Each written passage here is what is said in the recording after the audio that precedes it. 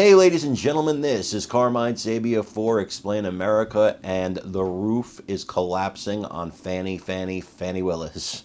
Before we get started, please make sure you like, comment, share, and subscribe. Those little things really help us out, and they help our channel continue to grow. Oh, Fani.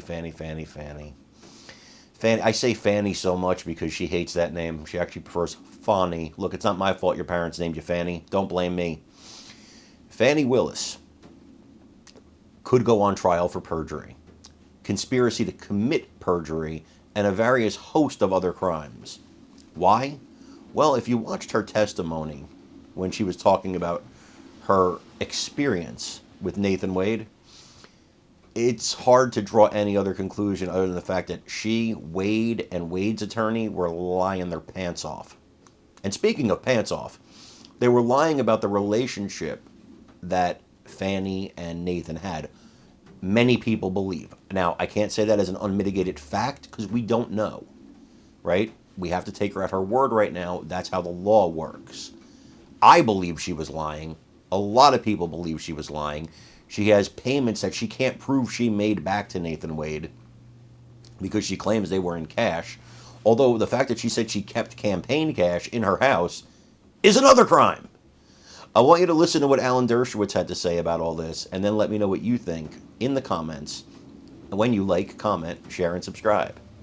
I'm Carmine Sabia for Explain America. We love you guys. God bless you. Take care, everybody. Willis, in fact, doesn't have the authority to bring any election-related charges in the RICO case.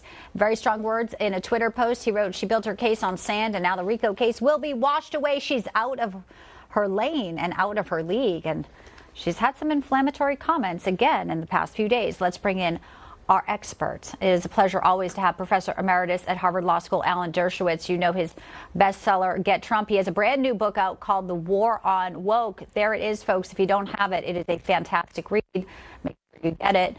Professor Dershowitz, thank you so much for being with us. Fani Willis, you know, some say is just being more and more aggressive. She gets to stay on the case. She may or may not, but even on Friday, she goes to this women's award and says, it's hard out here having to prove yourself. And then says the truth is there are some challenges that come with being black. Isn't this tainting a potential jury pool? Why does she continue to go there?